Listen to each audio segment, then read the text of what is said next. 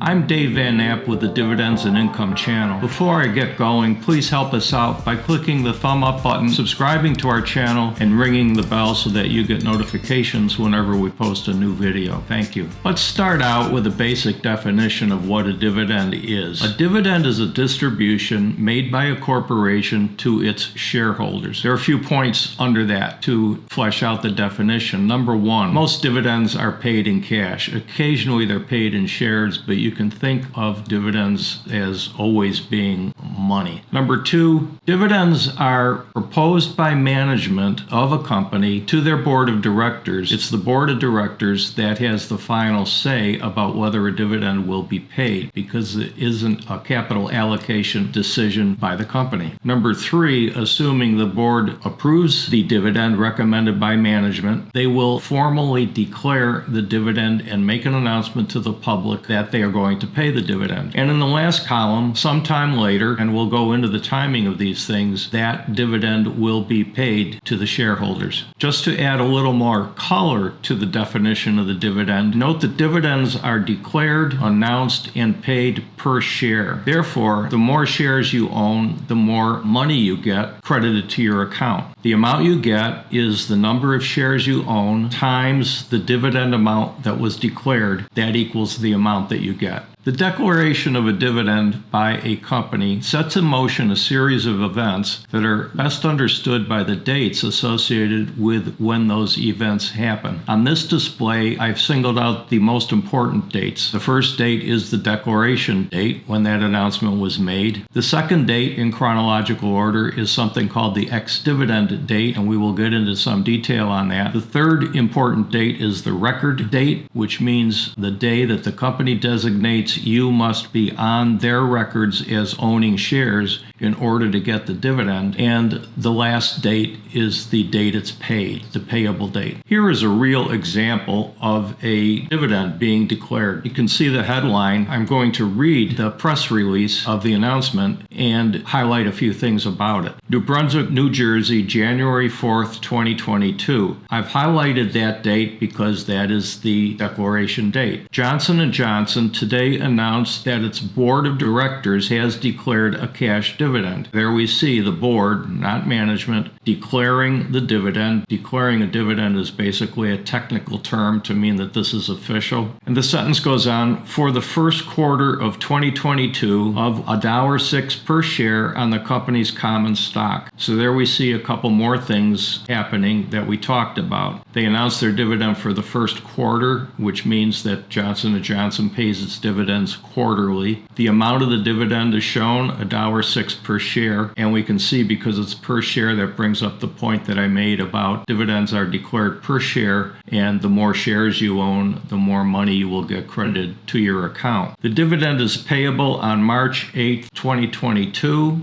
That's the payable date, to shareholders of record at the close of business on February 22nd, 2022. And the last sentence gives the ex-dividend date. The ex-dividend date is February 18th, 2022. In the announcement, Johnson & Johnson did not put those dates in chronological order. So let's do that now and see how they line up with the sequence of events that I described earlier. This display lines the dates in the Johnson & Johnson press release up in chronological order. The declaration date was January 24th of this year. The ex-dividend date is February the 18th. The record date is just a few days later, February the 22nd. And the payable date is a couple of weeks later on March 8th. Note that for this particular dividend, the ex-dividend and record dates are almost a month after the declaration date, and the payable date is a couple of weeks after that. The whole span of time between the declaration and the payable date when the dividend gets paid is about a month and a half. And this is a good time to point out that there is no uniformity at all across stocks as to how much time may pass between the time that a dividend is officially declared and the ex-dividend date and the time that it's paid. Sometimes all those things happen within a week. Other times, as in this case, they can start stretch out to be 2 or 3 months apart. The second date in that sequence, the ex-dividend date, is probably the one that confuses people the most, so let's spend a little time on it and make sure we have it down. Here's the way I think of the ex-dividend date. The ex-dividend date is the date that a buyer of shares will not receive the next dividend. So looking in the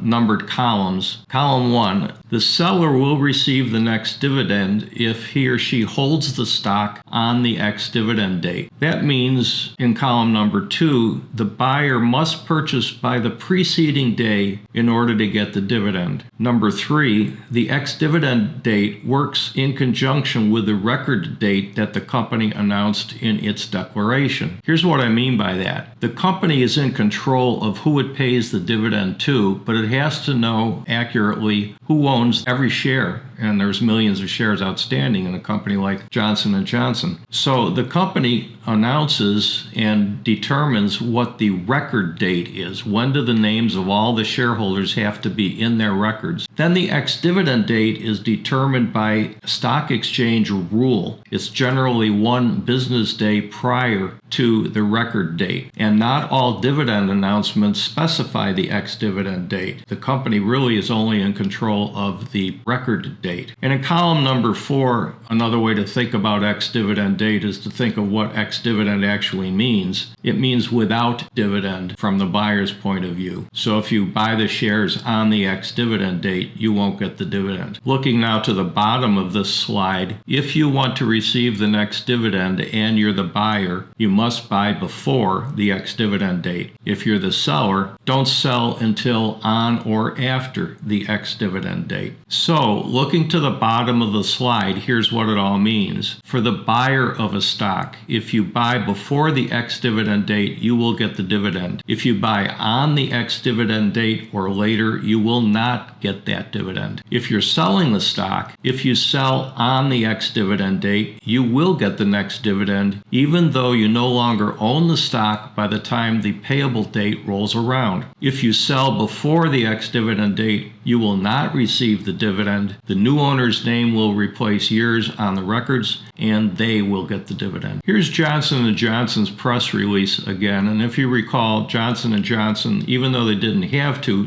did specify the ex-dividend date as being February 18th, 2022. That happens to be a Friday. So to get the next dividend, a buyer of J&J shares would need to buy the stock by Thursday, February 17th. And to retain the right to get the next dividend, a seller would need to hold the stock until Friday, February 18th. The key dates are easy to find, even if you don't have access to the actual press release or the official declaration. As soon as the declaration is made, all sites update their information according to what it said in the declaration. I took this screenshot from Yahoo, which a lot of you probably use to get information about stocks, and I highlighted that. I'm showing you the summary. The first thing that pops up when you type Johnson & Johnson or J&J into the search box on Yahoo Finance, this is what pops up. And I also highlighted there's the ex-dividend date, February 18th, 2022. They don't list the other dates here, but as we've been talking, far and away the most important of all of the dates is the ex-dividend date, because that determines who is going to get that next dividend. Let's go through the key takeaways now from what we've talked about. Takeaway number 1, a dividend is a distribution, usually made in cash, by a company to its shareholders. Number 2, dividends are proposed by management and approved and declared by the board of directors. Number 3, the declaration specifies the amount of the dividend, the record date, and the payable date. Number 4, the stock exchange's rules determine the ex-dividend date once the record date is known from the company. Number 5, the ex-dividend date is important because it determines who receives the next dividend. And number 6, if you buy a stock before the ex-dividend date, you will receive the next dividend. If you wait until the ex-dividend date or later to buy the stock, you will not receive that next dividend. You'll have to wait till the following dividend, which in Johnson & Johnson's case, 3 months in the future. And that's the end of this lesson. Thanks very much. I look forward to reading your comments and answering your questions in the comments. And with that, I'll say goodbye, everybody.